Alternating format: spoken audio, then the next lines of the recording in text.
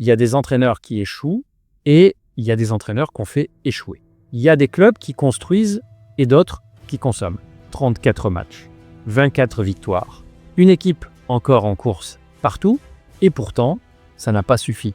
Parce qu'au Real Madrid, les chiffres ne protègent personne. Xabi Alonso n'est pas arrivé comme un pari. Il est arrivé comme une évidence. Un cerveau du jeu, un calme absolu, un projet clair, mais ce qu'il ne savait pas, c'est qu'ici, le football passe après le pouvoir. Ce n'est pas l'histoire d'un coach dépassé. Ce n'est pas une question de tactique. C'est l'histoire d'un système qui dévore ceux qui veulent construire. Et aujourd'hui, on va dire la vérité que personne n'ose dire. Pourquoi Xabi Alonso n'a jamais vraiment eu sa chance au Real Madrid et pourquoi le problème n'a jamais été lui? Il y a des chiffres qui racontent une saison et il y a des chiffres qui racontent un malaise. 34 matchs joués, 24 victoires, 4 matchs nuls, 6 défaites, 72 buts marqués, deuxième de Liga, finaliste de la Supercoupe, pris séparément, ces chiffres sont excellents. Pris ensemble, ils dessinent une équipe solide, compétitive, encore en course partout, et pourtant, ils ont suffi pour que Xabi Alonso devienne le problème numéro 1 du Real Madrid. Et c'est là que l'histoire devient fascinante. Parce que dans le même temps, au FC Barcelone, Hansi Flick affiche des statistiques presque jumelles. Même dynamique, même position au classement, même type de saison en construction. Mais la réaction des deux clubs n'a rien à voir. À Barcelone, on parle de continuité. À Madrid, on parle de rupture. Et cette différence-là, elle dit absolument tout. Ce n'est pas une histoire de football. Si tu penses que ce qui est arrivé à Xabi Alonso est une question de schéma tactique, de pressing mal réglé ou de mauvaise gestion de vestiaire, alors tu regardes la surface, la vérité est plus profonde, beaucoup plus inconfortable.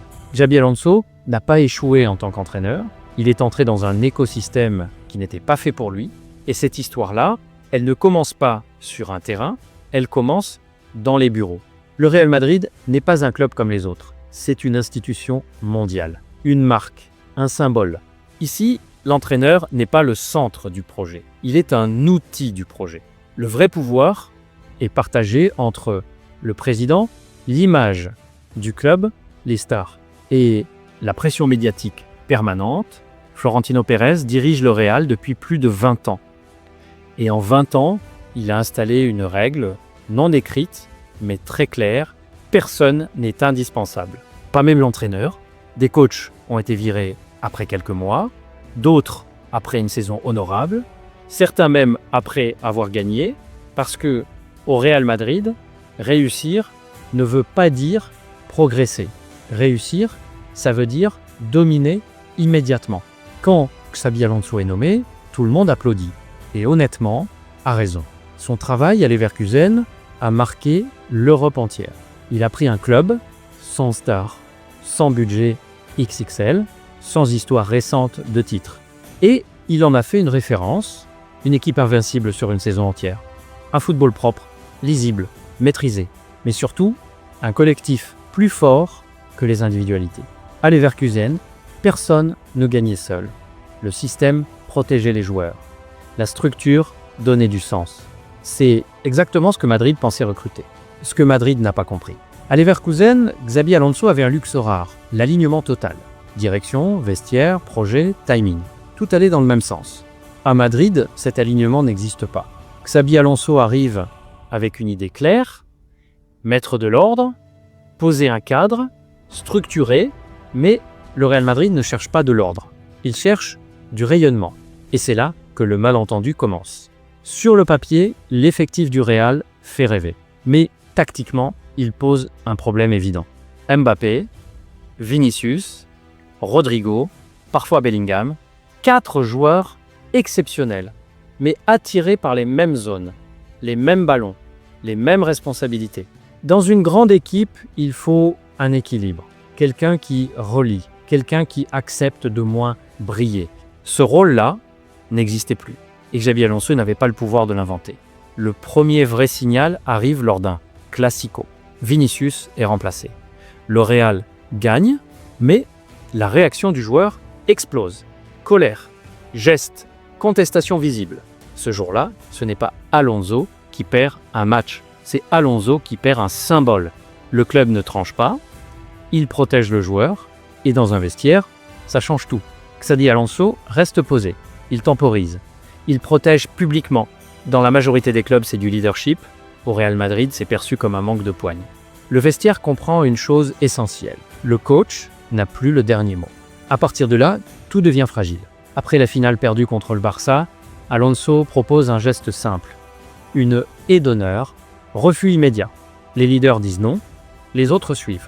Ce n'est pas un détail, c'est un message mondial. Qui commande? Pas le coach. À Madrid, il faut aussi jouer un autre jeu, celui de la communication, des alliances, des signaux envoyés vers le haut. Alonso est resté trop neutre, trop discret. Quand Guardiola l'a soutenu publiquement, il n'a pas clarifié sa position. À Madrid, ce genre de flou est dangereux. Et pourtant, malgré tout, deuxième de Liga. Toujours compétitif, attaque performante. Alors une question apparaît, dérangeante. Et s'il faisait déjà des miracles avec un effectif déséquilibré, et là, on comprend que c'est plus du sport, c'est du pouvoir. Qui est vraiment responsable? Pas Xabi Alonso, mais un effectif pensé pour le marketing. Une attaque sans complémentarité, une impatience structurelle, une culture qui sacrifie le long terme. Xabi Alonso part, par cohérence, par respect de lui-même. Rester aurait voulu dire se renier, il ne restera pas longtemps sans club. Des projets patients l'attendent. Xabi Alonso est déjà un grand entraîneur. Leverkusen l'a prouvé, Madrid l'a confirmé autrement. Il n'a pas échoué. Il a simplement refusé de devenir quelqu'un d'autre. Et tant que le Real Madrid ne changera pas sa manière de penser, l'histoire se répétera. Coach après coach, projet après projet. Et voilà les amis pour cette vidéo. Si tu es arrivé jusqu'ici, c'est que tu es vraiment amateur de foot. Alors dis-moi en commentaire ce que toi tu en penses vraiment. Est-ce que Xabi Alonso a échoué ou est-ce que le Real Madrid n'était tout simplement pas prêt pour lui? Si la vidéo t'a apporté quelque chose, un like, ça aide énormément la chaîne. Et abonne-toi, parce qu'ici, on ne raconte pas le football comme ailleurs. On le comprend. À très vite.